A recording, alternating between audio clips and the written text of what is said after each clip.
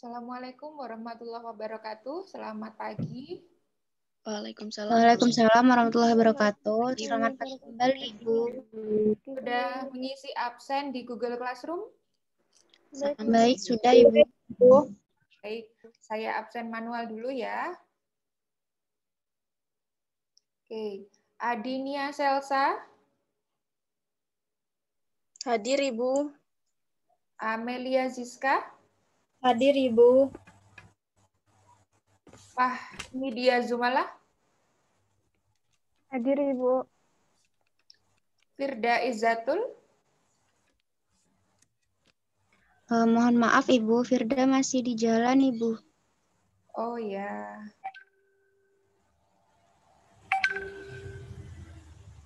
Tetap diingatkan absen di Google Classroom ya.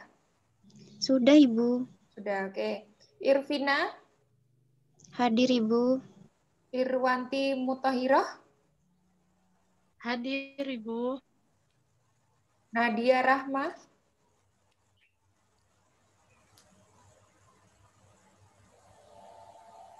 Belum hadir. Nanda Paramita.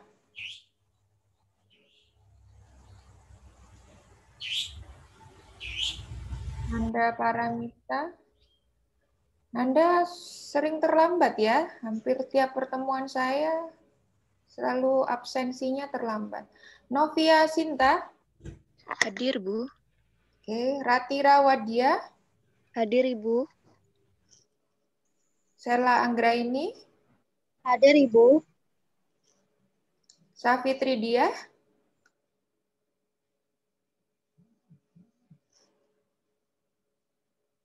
Belum hadir.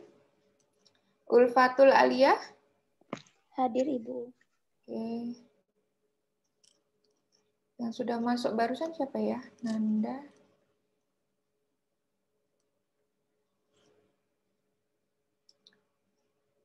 Firda belum ya. Nadia. Nadia nomor 9 belum. Nanda nomor 10, 9, 10 dan Safitri 14. Oke, PJMK minta tolong diingatkan ya, Nadia, Nanda dan Safitri untuk segera bergabung. Lewat dari jam 10.30 nanti jadi nggak bisa gabung di Zoom, nanti akan terdeteksi tidak hadir. Minta tolong PJMK mengingatkan temannya. Oke, baik. Untuk hari ini kita akan belajar tentang pemeriksaan jenis bakteri. Ibu langsung share screen saja.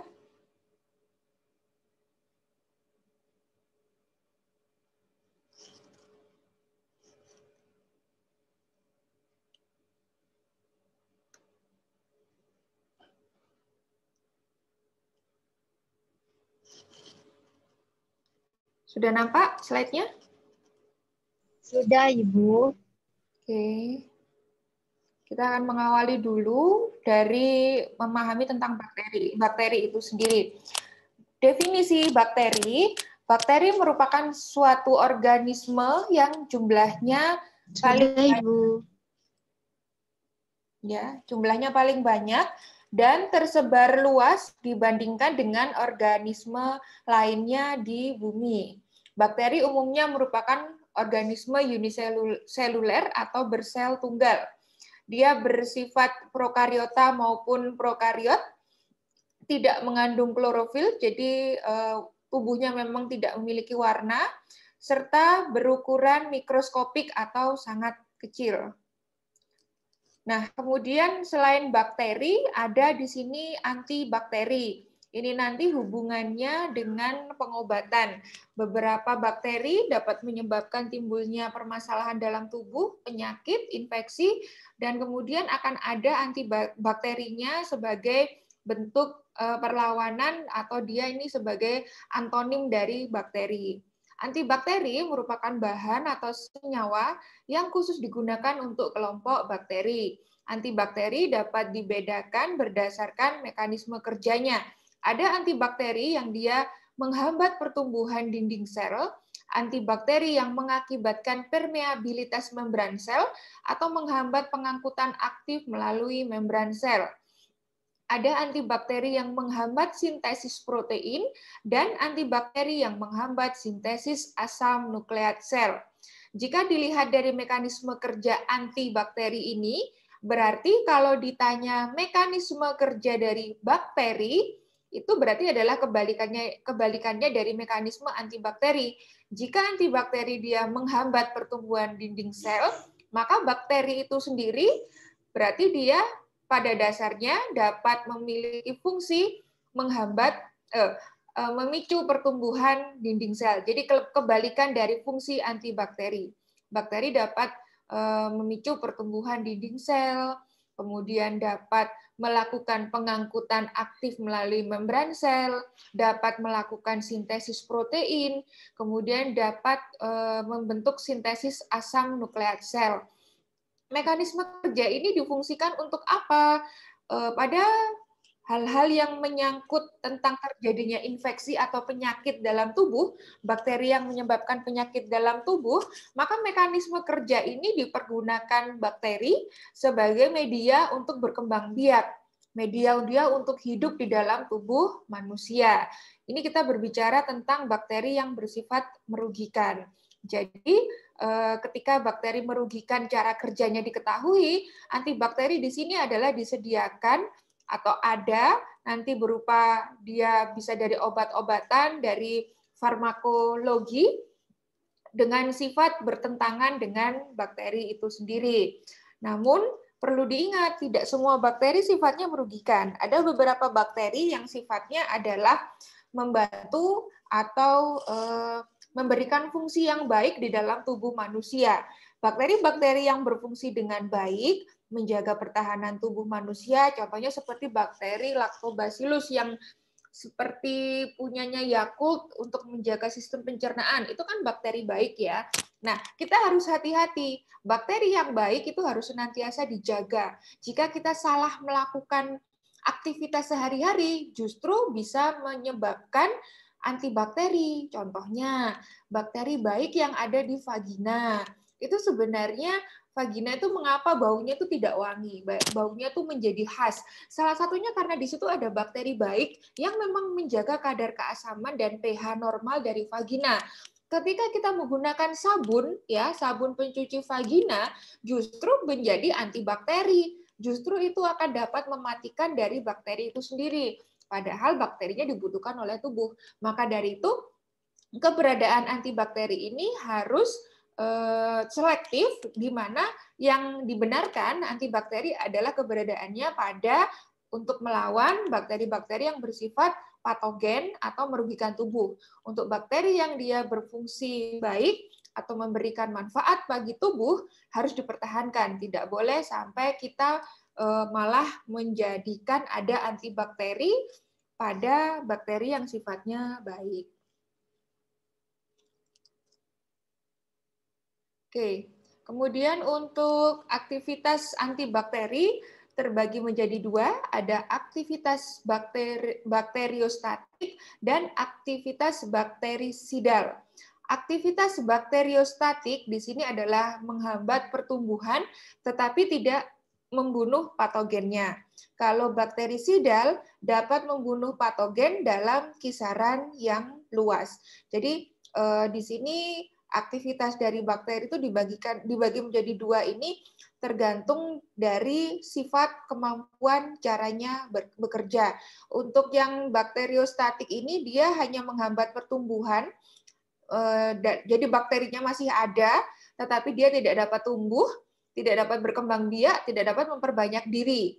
Kalau yang bakterisidal, dia hingga mentiadakan keberadaan bakteri itu. Jadi sampai dengan bakterinya itu dibunuh, kemudian akan disekresikan melalui pembuluh darah atau sekresi yang lain, urin, keringat, itu dapat terdeteksi nanti mengandung bakteri, karena di sini bakterinya sampai dengan dibunuh. Tapi kalau yang bakteriostatik tidak sampai membunuh, jadi bakterinya masih tetap ada dalam tubuh, tapi dia bersifat inaktif atau tidak mampu berkembang biak, tidak mampu memperbanyak dirinya. Nah, infeksi bakteri.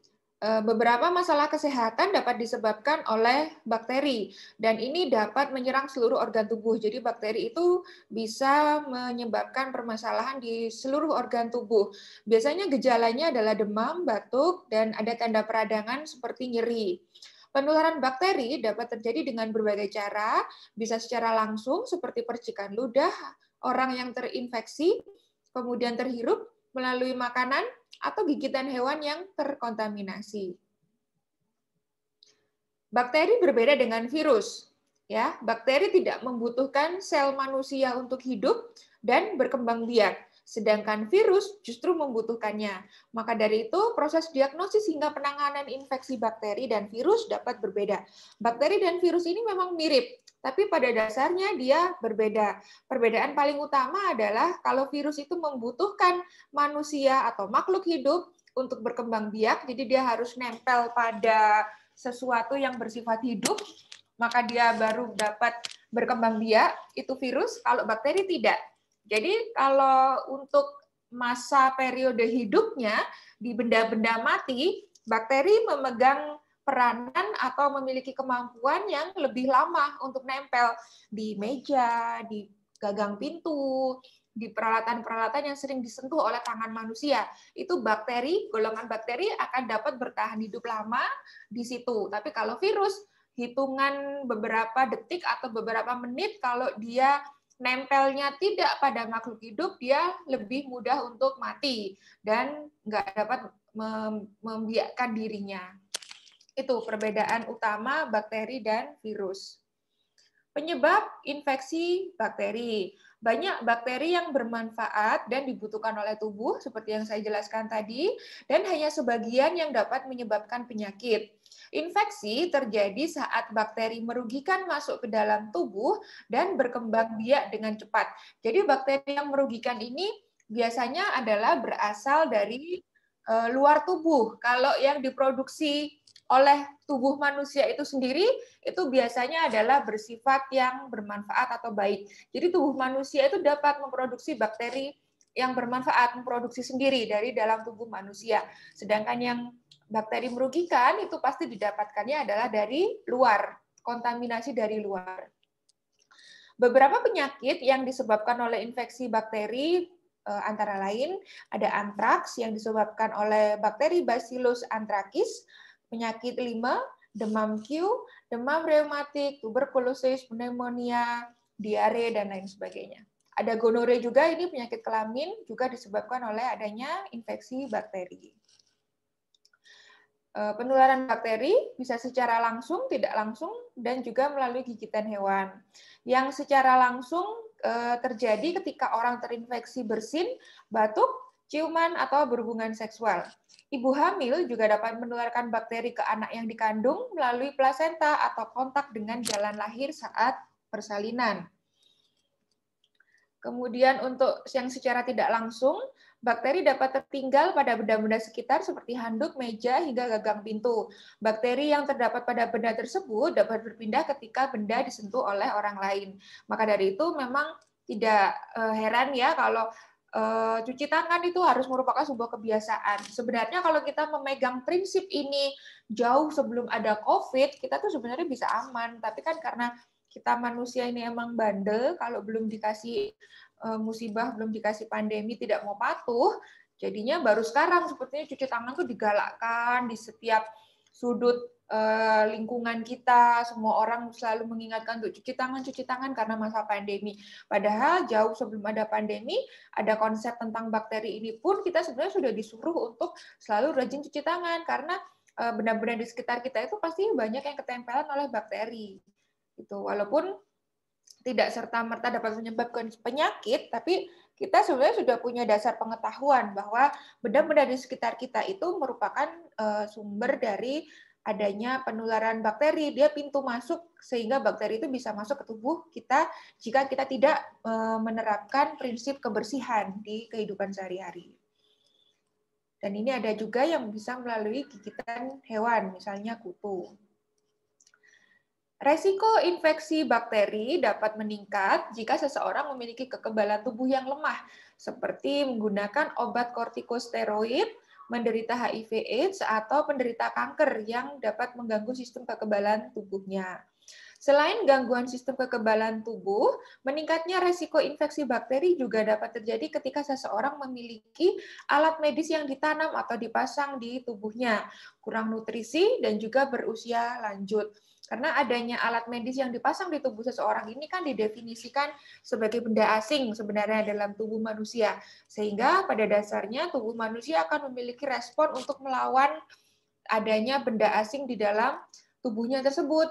Sehingga ketika dalam kondisi seperti ini, berarti seorang manusia itu tubuhnya menjadi rentan atau lebih beresiko untuk terinfeksi bakteri.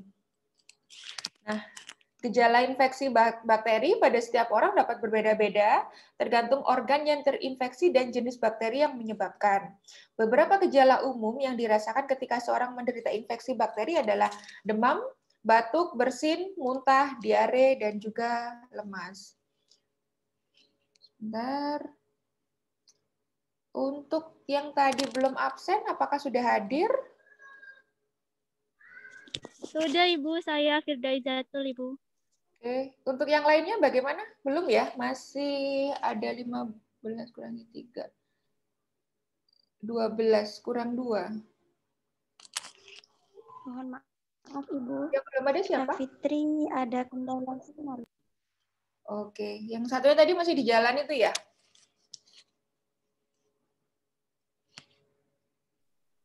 Yang di jalan. Ibu, saya di jalan. Oh, sudah. Oke. Berarti kurang 2, 3. Oh, kurang 1, Safitri aja. Belum bisa join ya, Safitri? Masih coba masuk terus. Oke, baik. Saya lanjutkan dulu. Diagnosis dari infeksi bakteri. Jadi kalau kita mau menentukan adanya infeksi bakteri pada tubuh manusia, itu ada beberapa tahapannya, yaitu mulai dari pemeriksaan gejala, kemudian mengkoreksi atau menanyakan riwayat kesehatannya, menanyakan faktor resiko yang dimiliki, kemudian melakukan pemeriksaan fisik dan juga tes penunjang. Melalui rangkaian inilah kemudian baru dapat disimpulkan seseorang itu terinfeksi bakteri atau tidak. Jadi tidak bisa serta-merta dikatakan infeksi bakteri hanya dari gejalanya saja, hanya dari anamnese atau bertanya keluhannya saja. Itu tidak bisa, harus melalui serangkaian step yang lengkap ini, baru kemudian dapat ditegakkan diagnosis secara tepat bahwa seseorang terinfeksi oleh bakteri. Disinilah kemudian nanti letak pentingnya pemeriksaan atau tes penunjang yang akan kita pelajari hari ini, salah satunya adalah untuk kita bisa menentukan diagnosis infeksi bakteri secara tepat. Beberapa tes untuk mendiagnosis infeksi bakteri, ada tes kultur darah. Di sini akan diambil 2 atau lebih sampel darah untuk diuji di laboratorium. Biasanya darah akan diambil dari lokasi atau pembuluh darah yang berbeda. Jadi di sini untuk sebagai pembanding ya, jadi darah itu akan diambil di 2 tempat yang berbeda, biasanya di tempat yang dicurigai ada infeksi dan di tempat yang dalam tubuh manusia itu terdeteksi sehat. Ini adalah sebagai untuk pembanding. Jadi nanti di mana yang dia terdapat infeksi dibandingkan dengan yang sehat. Kemudian ada tes pewarnaan Gram. Dalam prosesnya akan diambil sampel dari cairan tubuh pada lokasi yang terinfeksi, kemudian dilanjutkan dengan pemeriksaan di laboratorium. Pewarnaan dilakukan untuk membedakan sel yang terinfeksi dan bukan, karena beberapa bakteri bersifat mampu menyerap warna. Jadi di sini kenapa disebut pewarnaan? Karena beberapa bakteri itu sifatnya dapat menyerap warna. Nah, jika kemudian dalam pemeriksaan tersebut ada sel yang mampu menyerap warna, dia berubah warnanya, maka dia terdeteksi sebagai bakteri. Dan pada yang sehat, karena tidak ada bakterinya, maka tidak akan ada perubahan warna. Perubahan warna inilah yang kemudian menjadi alat untuk menegakkan diagnosa, oh berarti di situ ada bakteri ketika ada perubahan warna. Kenapa berubah warnanya? Karena beberapa bakteri memiliki sifat mampu menyerap warna. Untuk pemeriksaan selanjutnya adalah basil tahan asam atau BTA. Tes ini digunakan untuk mendiagnosa tuberkulosis. Pemeriksaan BTA dilakukan dengan mengambil sampel setidaknya sebanyak 3 kali, masing-masing diambil pada waktu yang berbeda. Jadi pemeriksaan ini tidak bisa sekali saja kemudian mampu mencitrakan keberadaan bakteri, tapi minimal harus 3 kali. Kalau yang ini basisnya adalah tentang pH, asam basa dari suatu kondisi atau keberadaan bakteri. Jadi bakteri yang menyebabkan tuberkulosis ini bersifat asam. Jadi kalau kita mengambil sampel lendir atau dahak dari pasien tuberkulosis, kemudian diperiksa kadar asam basanya, akan terdeteksi dia asam jika memang ada bakteri tuberkulosis. Pada yang sehat, dia akan terdeteksi sifatnya basa. Kemudian ada juga tes urin dan juga tes tinja. Pada dasarnya ini mengambil sampel urin adalah jika infeksi yang dicurigai itu ada di saluran perkemihan, dan yang diambil ini feses jika yang dicurigai mengalami infeksi itu adalah di saluran pencernaan. Prosedurnya hampir mirip, yaitu memeriksa sampel berupa urin atau feses yang kemudian akan diberi sebuah reagen untuk memisahkan mana bakteri dan mana yang bukan, dan diperiksa di bawah mikroskop nantinya. Akan terlihat di situ kalau yang bakteri biasanya ada pergerakan, kemudian dia membentuk koloni sesuai sifat-sifat keberadaan bakteri tadi.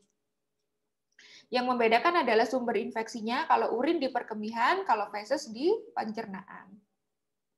Nah, ini kita ada beberapa video tutorial untuk pemeriksaan bakteri. Kita akan nonton bareng sebentar. Video ini nanti mungkin akan sedikit saya potong-potong, tidak sepenuhnya akan kita tonton. Nanti akan digunakan sebagai post-test. Jadi video ini nanti akan saya lampirkan di post-test yang nanti tugasnya adalah menyusun prosedurnya.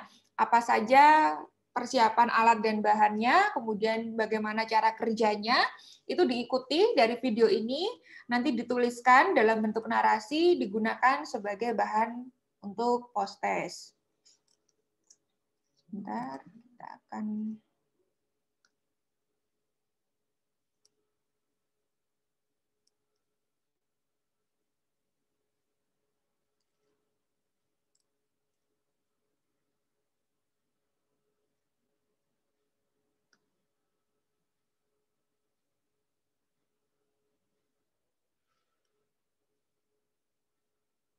Ini untuk yang pewarnaan gram.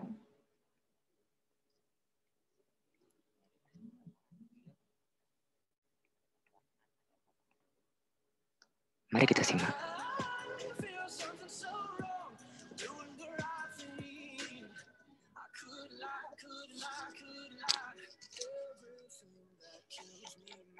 Halo Sobat Mikrobiologi, kali ini kita akan melakukan praktikum pewarnaan gram. Jadi, sebelum kita melakukan praktikum di laboratorium, maka kita harus mempersiapkan alat dan bahan yang akan kita gunakan. Dan yang paling penting, kita harus mengutamakan safety. Jadi, jangan lupa menggunakan jas lab, handscoon, dan masker sebelum melakukan praktikum, agar kita tidak terkontaminasi dengan patogen yang akan kita amati.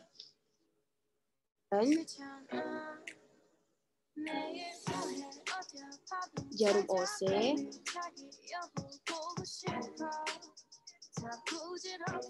ini persiapan alat-alatnya.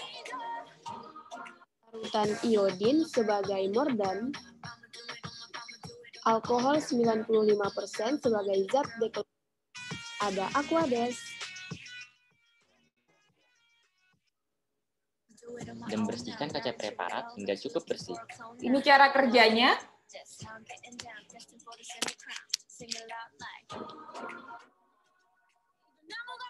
Kemudian ambil penjepit kayu dan jepitkan. Setelah itu ambil OC dan kemudian panaskan OC hingga OC itu membara.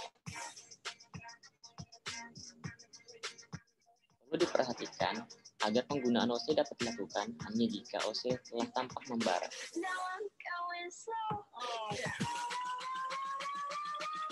aktif.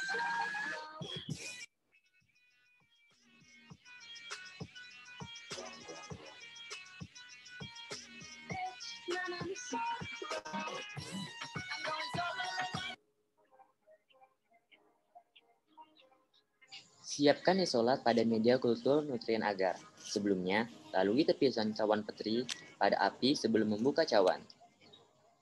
Isolat dan ambil perlahan dalam jumlah sedikit menggunakan OC yang sebelumnya sudah dibakar. Tapi ingat, jangan menggunakan OC ketika masih panas. Oleskan isolat yang terambil pada bagian tengah yang sebelumnya ditetesi Aquades, dan kemudian ratakan dengan menggunakan OC.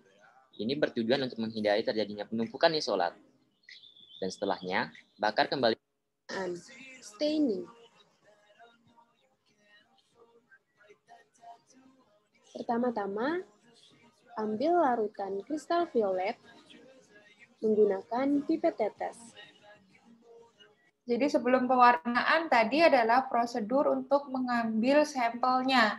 Sampel bakterinya dipisahkan dari, misalnya diambilnya dari lendir, dari ludah, itu dipisahkan dengan menggunakan prosedur yang di awal. Kemudian setelah sudah diambil sampelnya, ini proses pewarnaannya. Lalu teteskan di sebaran bakteri pada kaca objek dan biarkan selama 1 menit.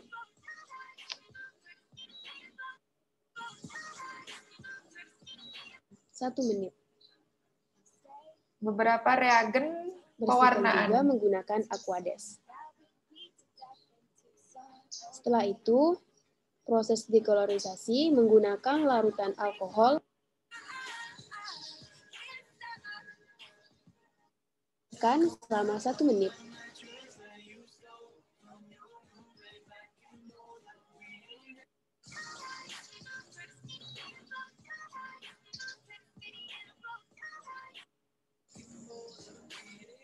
Setelah kering, barulah kita melakukan pengamatan di bawah mikroskop.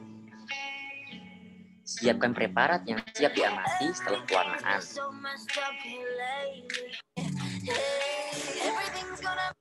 Lakukan pengamatan secara seksama dan teliti. Perhatikan penggunaan penggerak makro dan mikro.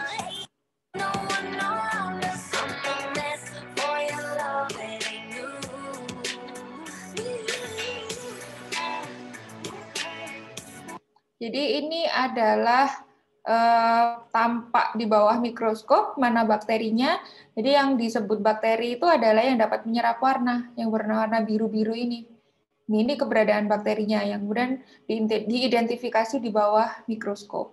Kalau tadinya tidak diwarnai, ya tidak akan kelihatan seperti ini, menjadi sama semua. Begitu diwarnai, karena bakteri itu bersifat menyerap warna, dia akan terlihat perbedaannya.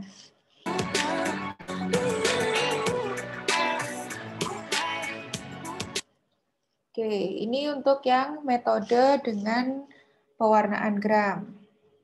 Kita akan menuju ke video selanjutnya. Sebentar.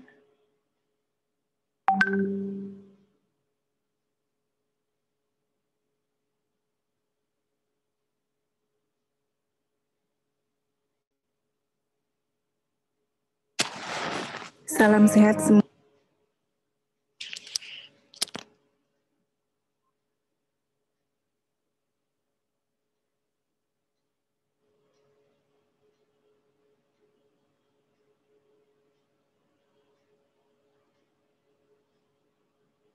Semuanya, hari ini program studi D3 Teknologi Laboratorium Medis Stikes Guna Bangsa Yogyakarta akan melakukan praktikum bakteriologi 1 dengan materi pewarnaan bakteri tahan asam atau BTA. Pewarnaan BTA yang akan kita lakukan menggunakan metode pewarnaan Ziehl-Neelsen atau ZN dan digunakan untuk mendiagnosa penyakit tuberkulosis. Merupakan penyakit saluran pernafasan di bagian diagnosa tuberkulosis biasanya ditegakkan dengan penemuan bakteri Mycobacterium tuberculosa pada sputum. Oleh karena itu, pada praktikum kali ini kita menggunakan sputum atau dahak pasien sebagai sampel pemeriksaan. Selanjutnya diberi tanda dengan panjang sputum pasien menggunakan lidi dan diletakkan pada objek gelas dengan cara dispiralkan. Sputum diratakan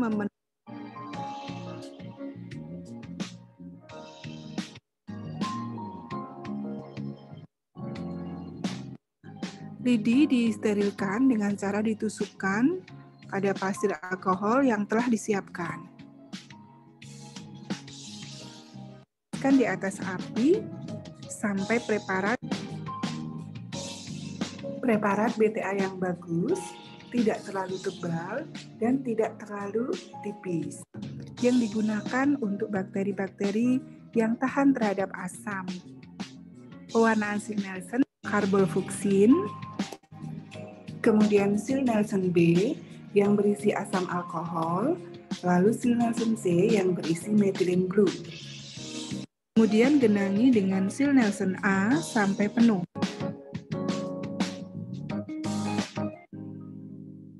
Kemudian, bagian bawah prepukan selama 5 menit.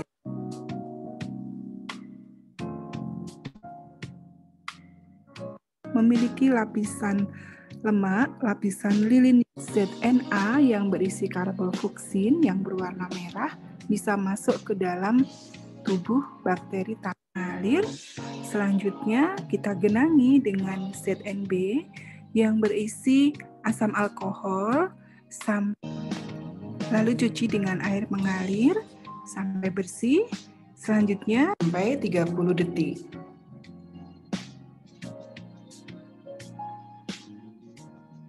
Saat maka lapisan lilinnya akan menutup bakteri tidak tahan asam.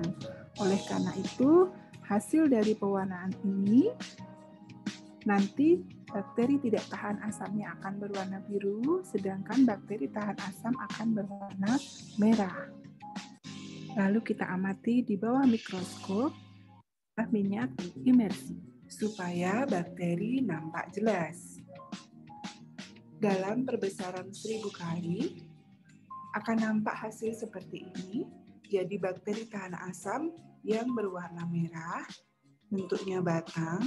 Jadi ini pengamatannya ya, karena cirinya bakteri yang TBC ini adalah dapat menyerap warna merah ini, maka ini mencirikan dia ada perbedaan warna. Di sini kenapa tadi namanya pewarnaan bakteri, karena ada sifat-sifat tertentu dari bakteri itu. Misalnya ini TBC, ada sifat tertentu dia mampu menyerap warna merah, sehingga warnanya berbeda daripada sekitarnya. Ini panduannya, bentuk bakterinya batang, warnanya merah, seperti ini. Susunan bakteri ada yang bergerombol, ada yang berderet. Sedangkan yang berwarna biru adalah bakteri tidak tahan asam. Dalam menentukan diagnosa tuberkulosis, pemeriksaan BTA atau bakteri tahan asam ini dilihat dalam 100 lapang pandang. Dengan interpretasi hasil, jika dalam 100 lapang pandang tidak ditemukan BTA, maka dikatakan negatif. Jika dalam 100 lapang pandang ditemukan 1-9 BTA, maka dicatat hasilnya. Jika lapang pandang ini maksudnya adalah jumlah sel ya. Jadi seberapa luas sel yang diperiksa. Yang digunakan ukuran adalah 100 lapang pandang atau 100 sel. Jika tidak ada kuman, maka dapat dikatakan dia negatif. Tapi kalau dalam 1 sel aja ditemukan, sudah berarti dia positif. Kalau 1 lapang pandang atau 1 sel kuman BTA-nya banyak, berarti dia sangat positif. Seperti itu. Jadi lapang pandang ini mengindikasikan jumlah sel yang diperiksa. Dalam 100 lapang pandang ditemukan 10-99. Maka dari itu tadi kan sempat disampaikan bahwa pemeriksaan kalau TBC kan berarti dari dahak ya. Dahaknya tidak boleh terlalu sedikit, tidak boleh juga terlalu banyak. Karena berhubungan dengan pemeriksaan lapang pandangnya ini. BTA, maka dikatakan positif 1. Cukup dilakukan dalam 50 sama ada berapa jumlah BTA. Cara menghitung bakterinya. Jadi ini lapang pandangnya. Ini yang bisa menghitung berapa banyak lapang pandang, biasanya mikroskop dapat menghitung secara otomatis, dan kemudian tinggal menghitung ini BTA-nya ada berapa yang warnanya beda-beda ini untuk mengindikasikan berapa kekuatan positif dari bakteri tersebut. Lapang pandang ini ditemukan 8 BTA. Bagaimana dengan lapang pandang berikut? Oke, baik. Ini untuk yang bakteri tahan asam. Kita akan beralih ke video selanjutnya.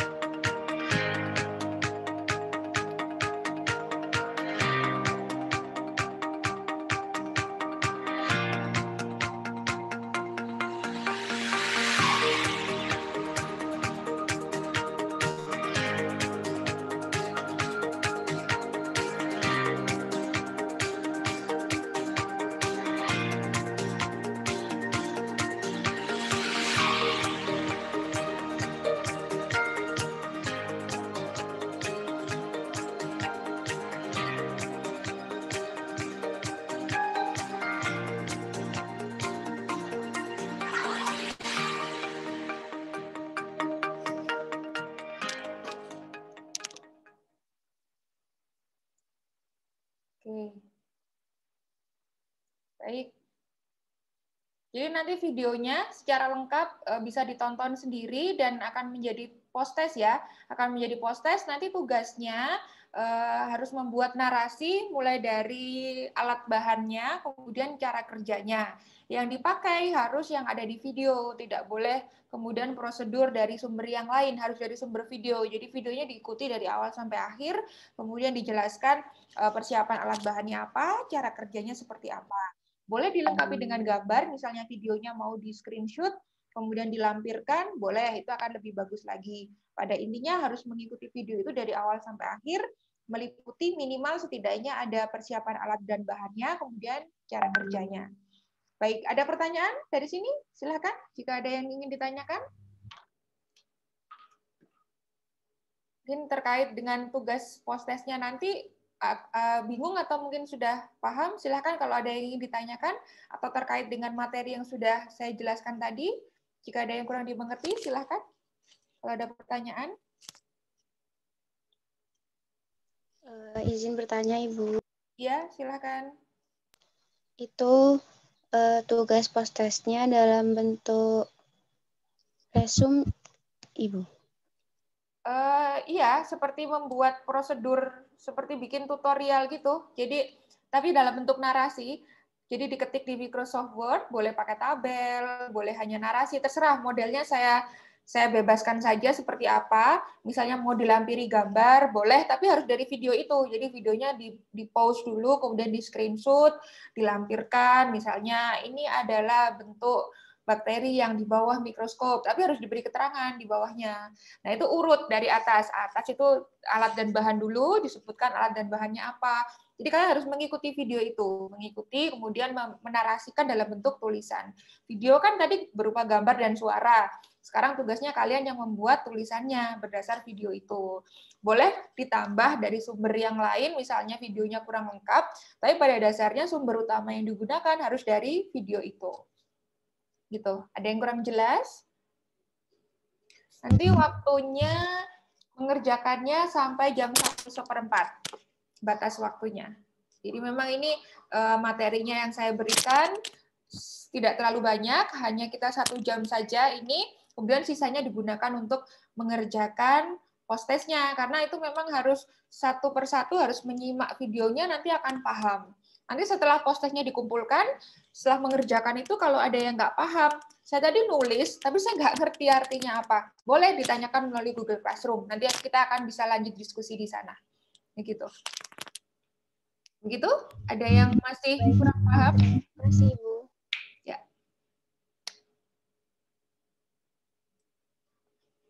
Ada yang masih kurang paham?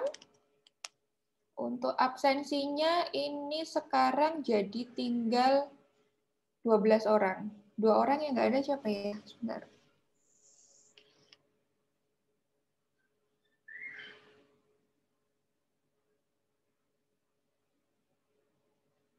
Safitri mati lampu. Bentar. Tapi nanti tetap dikasih tahu tugasnya ya. Biar nggak kosong nilainya. Baik, Ibu.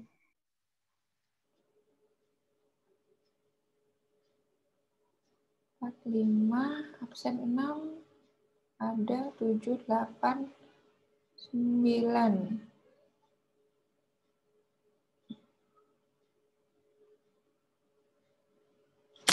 Absen 9 siapa ya? Sebentar.